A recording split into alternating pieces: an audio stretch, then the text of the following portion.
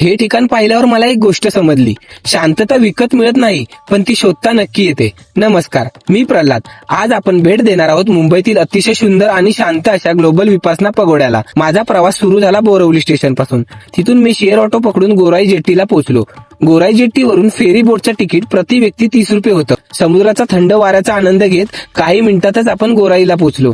गोराईतून पगोड्याला जाण्याकरता ऑटो उपलब्ध असतात. साधारण 100 रुपये ऑटो थेट ग्लोबल विपासना पगोड्यापर्यंत घेऊन जाते. प्रवेशद्वारातून आत जातात सर्वप्रथम जाणवते ती इथली शांतता, पक्ष्यांचा आवाज, हिरवागार परिसर आणि मनाला मिळणारा एक वेगळाच दिलासा.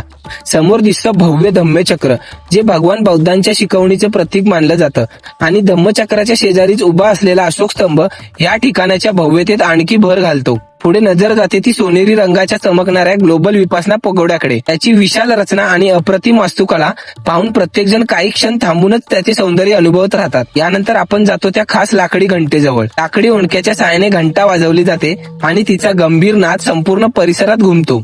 पगोड्याच्या परिसरात फिरताना जपान शैलीची सुंदर वास्तुरचना, आकाश देवता आणि इतर आकर्षक शिल्पही पाहायला मिळतात. आणि मग येते दिवसातील सर्वात सुंदर वेळ, संध्याकाळ.